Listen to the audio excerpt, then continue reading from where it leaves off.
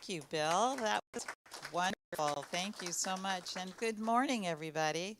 And welcome to Unity of Orange County on this beautiful day. It's a little blustery, but it's a beautiful day today. And if you tuned in on YouTube, thank you for tuning in. Before we get started, I'd like to affirm our vision and mission statements. Our vision statement, centered in divine love, we joyfully co-create a world that works for all. And our mission statement, to awaken, inspire, and transform lives. Before we get started, I'd like to acknowledge those that helped make this service possible. So we have Bill on piano. We have Tom on audio, Waverly is streaming, John is on camera, and Reverend Allison is going to read the daily word and guide us through our meditation today. And of course, we have Reverend Arlene who will give us our talk today. So we do have a few announcements. Our new class, All Things Metaphysical, by Reverend Annie is on Mondays on Zoom from 1 to 3. And in this workshop series, we will share ideas, insights, and metaphysical principles that are designed to awaken to the reality that exists beyond the physical senses and how you access this information that can be empowering and transformative. Quest is after service today at 11:30 and again on Zoom. Our gratitude circle will meet next Sunday at 11:30 and that is also on Zoom. The creativity as a spiritual path will meet the fourth Thursdays in May, so that'd be May the 27th from 6:30 to 8. The Spirit Walkers will meet up at the Nagel Botanical Preserve this Thursday from 9 to 11. And please contact Holly or Shanice for any information. And wonderful news that we are going to have fellowship next Sunday, April the 25th. After service, food will be provided. Just bring your own beverage and a chair. And please check our website, unityoforangecounty.org, and look at our calendar for all of our events. So now I'd like to invite Reverend Allison to the podium.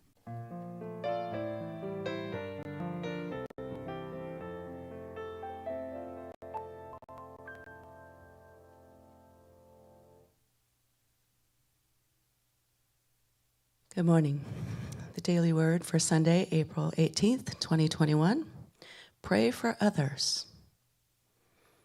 With mind and heart, I know the truth for each person I hold in prayer. A friend, someone said, knows the truth, for until you know it for yourself, you cannot know it for others. Praying for friends, family, and those I haven't met, I center my awareness in the truth that each one for whom I pray is a living expression of God, just as I am. Letting go of fear, I release thoughts of lack, illness, disharmony, and any limitation. I see each person for whom I pray abundantly blessed. I see each one warmed and comforted by divine love that lifts their hearts and brings harmony into their relationships. I affirm abundant living, guided by divine love, wisdom, and understanding. I see each life unfolding in perfect divine order, enjoying security, health, and joy. And the scripture this morning is 1 Corinthians 14:15. I will pray with the Spirit, but I will pray with the mind also. I will sing praise with the Spirit, but I will sing praise with the mind also. And now I just invite you to get comfortable and prepare for our meditation. And let's just begin by taking some of those wonderful cleansing breaths We breathe in and release. We breathe in and release. One more time, we breathe in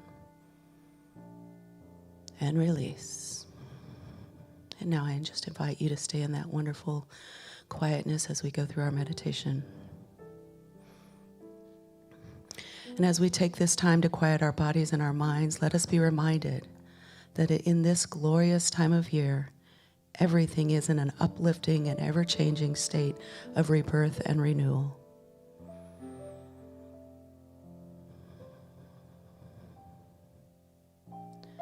Like the gentle flowers after the spring rain, let us open up to this time and allow the rebirth of our spirit.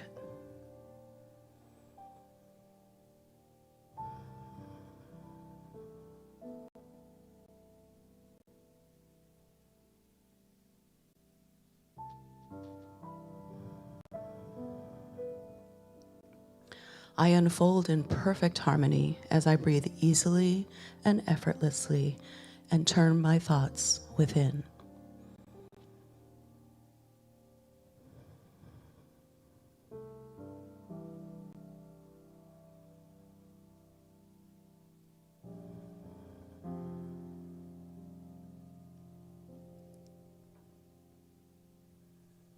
From this quiet space, I am clear that my life has meaning and purpose. I recognize the infinite possibilities for good in my life and affirm that my good is unfolding right here and right now.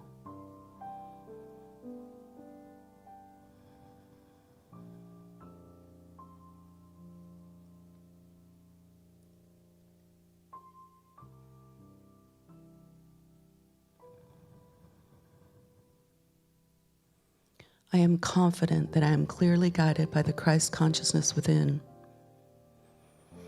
Each step I take leads me to greater expression of love and of harmony. I am assured that my path is smooth and easy, and that a spirit illumines my way as I relax and I rest in this awareness of this moment.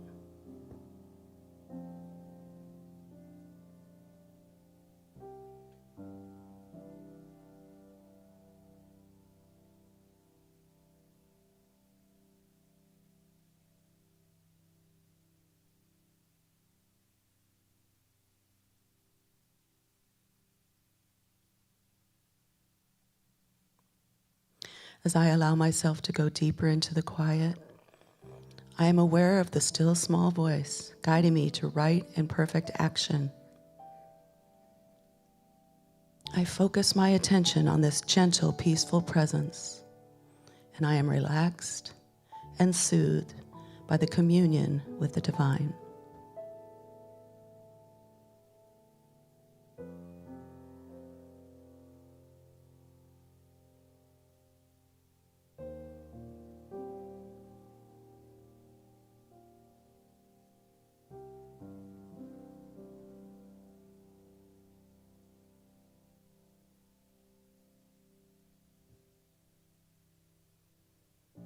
In this relaxed state, new ideas and new opportunities abound.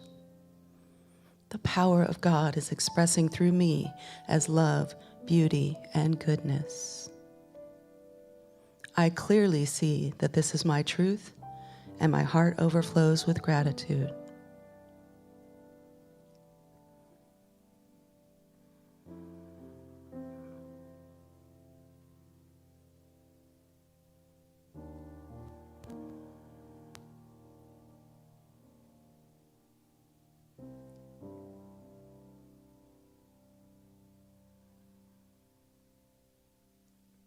I am renewed and filled with peace. I radiate this peace from my heart out into this room. I imagine my peaceful heart beating in perfect rhythm with everyone I meet and all those around the world. And as our hearts beat together, God's perfect love is flowing through us. One by one, we create peace and harmony.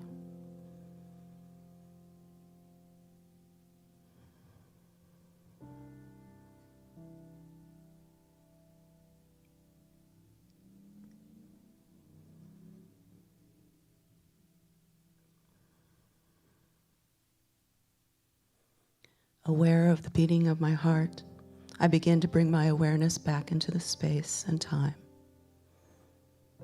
Renewed and refreshed from this introspective journey, I am aware that at any time or any place, I can recall this peaceful feeling. As I go about my day, all will be done in peace, for I have set aside the foundation for allowing myself this time.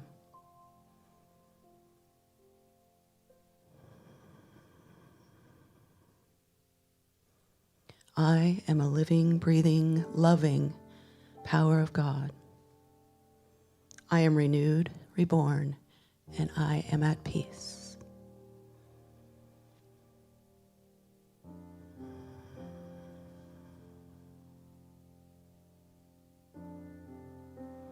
And let's take a releasing, cleansing breath in and release. And when you're ready, just gently open your eyes and bring your awareness back to this time and space. Have a peaceful day. Namaste.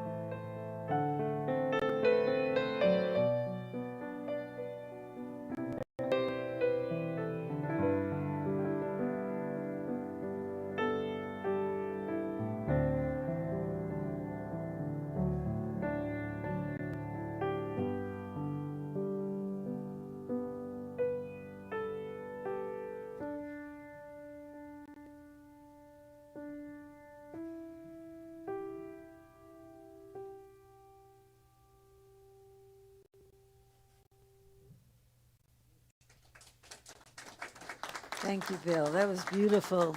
Thank you, Allison, for that great meditation. And we're working on the quest this year. It's a book we're doing. The class is meeting today. And so this week and the quest, the chapter was God First.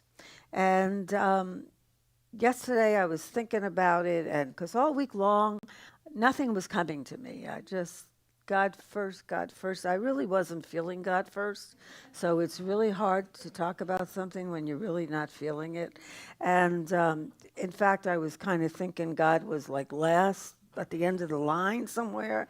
And so, you know, when you forget to put God first, I don't know about you, I know for myself, I usually get into self-pity and all kinds of like negative stuff. And so instead of getting closer to God, you get further and further away from God.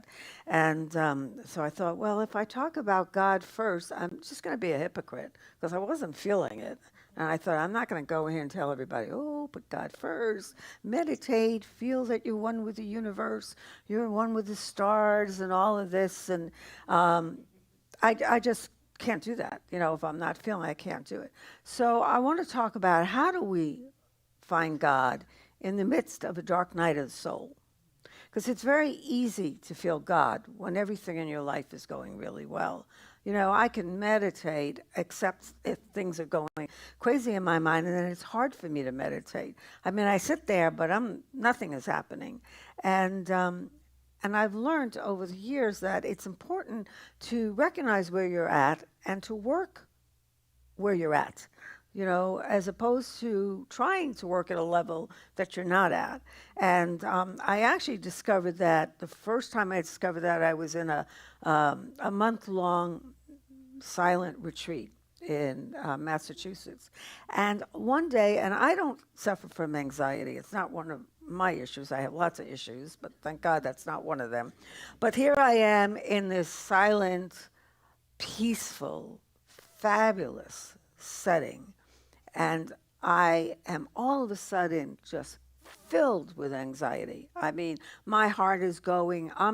Now I'm somewhere where you can't talk to people. And there's really nothing to do with this thing that is coming up. It's just coming up and it's driving me crazy. So I thought, well, I'll eat, right? Because food always makes me feel better. And the food at this place was phenomenal. And it was vegan, and I'm vegan, and it was really good. And so I thought I will just eat myself out of this anxiety, right? Well, after I ate as much as I possibly could put in my body, and I was still feeling anxious, I thought, well, I will walk. So they had thousands of acres of these woods at the center. And so I thought, well, I'll go out in nature and I'll walk in the woods because the woods always makes me feel so great. And I'm walking and I cannot get rid of this anxiety. I mean, it is like, and then this thought came to me to just go into the meditation hall and sit there and feel the anxiety. So I did that. I sat there in that meditation hall. There was no one else there at the time. And I just felt it. I just let that anxiety just kind of overcome me. And I just sat there, and an amazing thing happened, is it went away.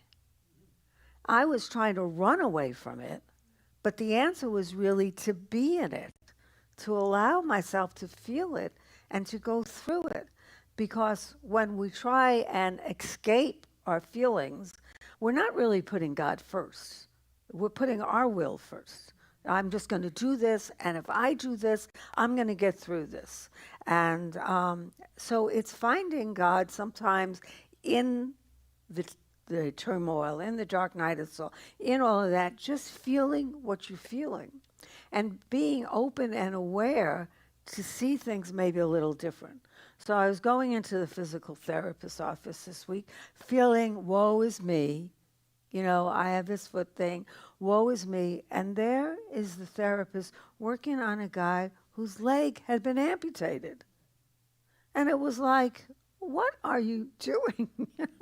You have a foot. One day you're going to be walking on that foot. Here's this guy, he doesn't have a leg, you know, and then you think to yourself, well, I think I have to be in gratitude a little bit. So, you know, gratitude is one way that we can get through that stuff by looking at things and finding things to be grateful for. And then, you know, there's other things. One thing is, you know, a prayer partner or somebody that you can talk to when you're going through something like this. Because sometimes we can't feel God. We can't put God first. But we talk to somebody and they show us another way. So last night I was really bad because I still didn't know what I was going to talk about today because I still was not feeling God first. God maybe came up to next to the last in the line. He wasn't quite last, but he wasn't quite anywhere near first. So I'm blessed because I'm in a 12-step program, and so I have a sponsor. So I called my sponsor. You know, it could be a prayer partner, it could be anybody, but that person that you can call and connect with when things aren't going right to help you see differently. because sometimes when we're in it, we don't see things. And sure enough, I made the phone call, and she said to me, "Just be honest, just tell it like it is." And I was like, "Oh, okay, that's a good concept. Maybe I'll try that." And so what's interesting is I woke up this morning and I still did not feel God first. And I still could not figure out how I was going to talk about this chapter and not be out of integrity of how I was feeling. But I did feel a little better because the thought came to me, music. Music is an amazing thing when we're in a place that we can't get out of. So I love all different kinds of music. But when I'm really not feeling God first, I listen to Christian music, gospel music. And I don't hear the words that don't fit with what I believe, but I hear the words that do. And one of my favorite songs is called Blessings. And it's about that maybe the trials in our life are really the blessings. They're God in disguise.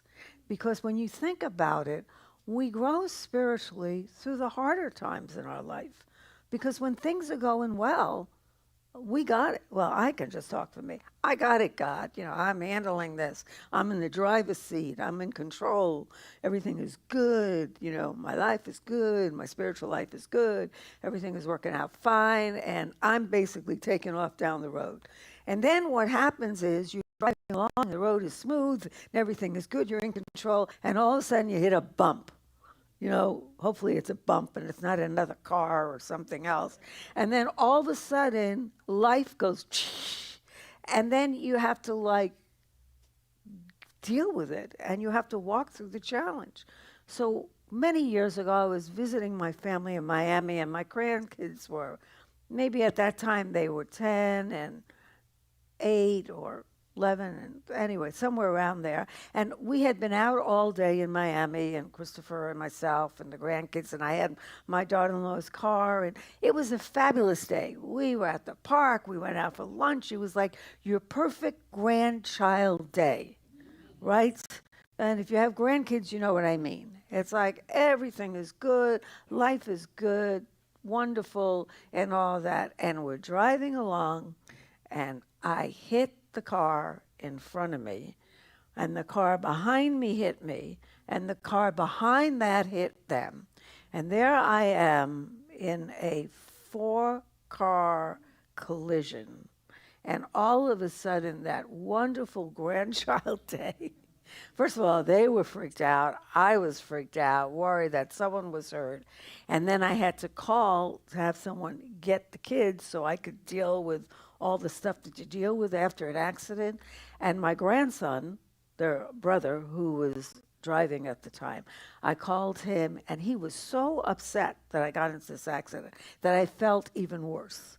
So now I had guilt and shame on top of all that other stuff that goes with an accident and blaming yourself and all of that. So my older grandson took them, and I couldn't get a hold of Christopher, and he was in our car.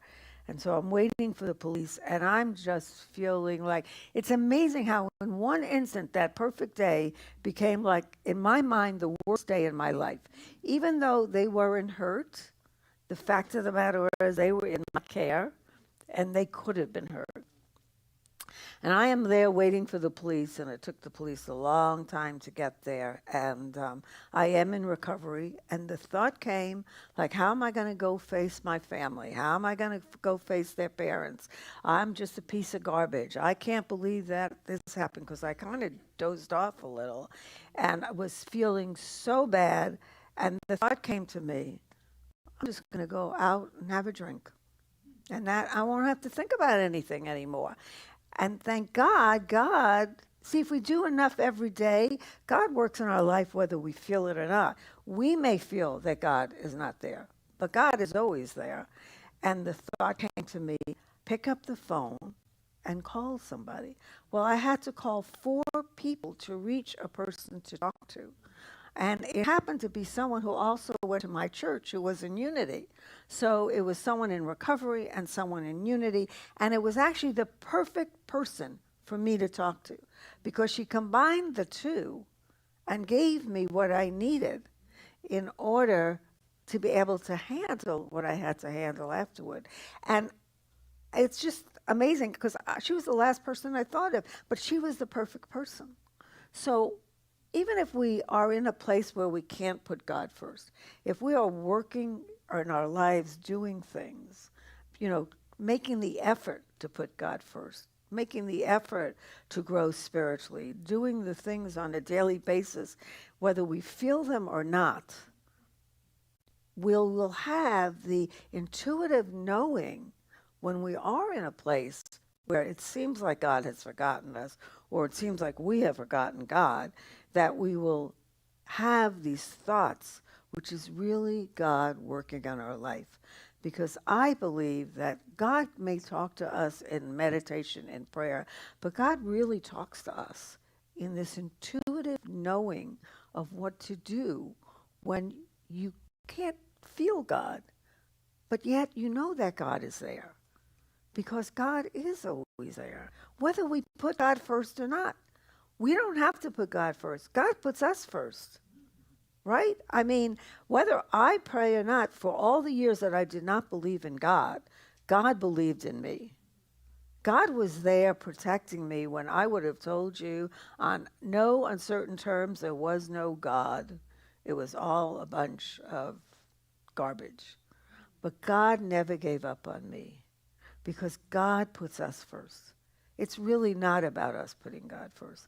It's about us knowing that God puts us first. And that happens in small ways. And it happens the most not when things are going great in our lives. It happens the most when things are going bad in our lives, when things aren't happening the way we want them. And yet God is there giving us messages, whether it be in the physical therapist's office, whether it be listening to a song, whether it be talking to a friend, whether it be just these little God moments that happen to us without us having to do anything. So my message is, it is the daily practice that does work, but it is knowing that God is always there, whether we believe God is not. And God truly shows itself in the difficult times. And the difficult times are the times that we begin to really feel that presence of God. Whether we're meditating, whether we're praying, whether we're doing all the stuff that we know we're supposed to do or not, God is there doing the stuff that God needs to do.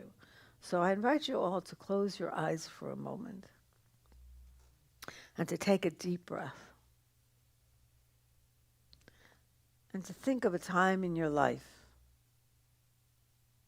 when you felt like maybe God wasn't there,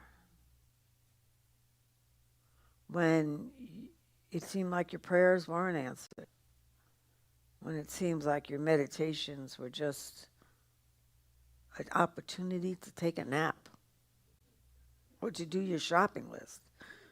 It certainly wasn't to connect. And then something happens, which appears to be something really negative. And then God speaks to you through a song, through a message, through something happening. And you realize it isn't about us seeking, but as us knowing that God seeks us, every single one of us, no matter how things may appear in our life. God is reaching out for us. And those messages can come in all sorts of ways. But that it is the difficulties in our life that often turn out to be the true blessings in our life. And so we have to be grateful for everything in our life, the good and the not so good, the ups and the downs, the bright sunny days and the dark nights of our souls. God is there. God is with us. And God always puts us first. And so it is. Amen.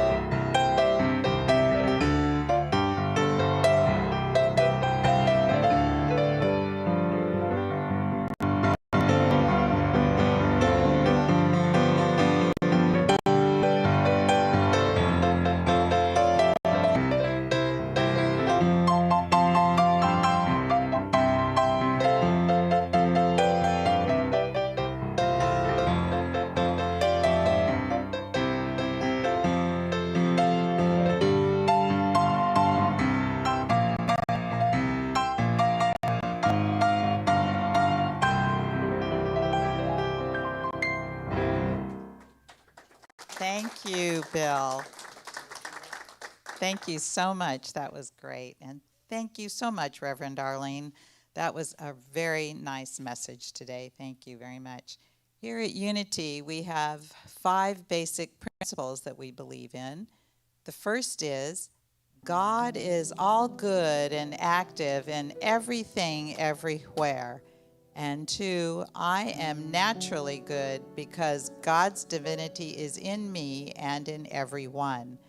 3, I create my experiences, but what I choose to think and what I feel and believe. And 4, through affirmative prayer and meditation, I connect with God and bring out the good in my life. And 5, I do and give my best by living the truth that I know I make a difference. And we also believe in the principle of giving and receiving. And here at Unity of Orange County, we have several ways that you can give. One is, of course, you could just mail a check. That's always an easy way. Also, we have our offering box right outside the exit door, and so you can place your offering there as well. We have at our webpage where you can donate. And also, you could text 77977, and in the message, put Unity of OC Give. And we always, oh my goodness, we always are grateful for all of our gifts that we receive. So let us bless the offerings that we have. And together, divine love through me blesses and multiplies all that I have, all that I give, and all that I receive. So remember, when you are giving, give with an open heart. So that is our service for today. And so we hope you have a wonderful week. So let us have our closing blessing prayer. The light of God surrounds us. The love of God enfolds us. The power of God protects us. And the presence of God watches over us. Wherever we are, God is, and all is well. Yea, God. Have a wonderful week. Thank you.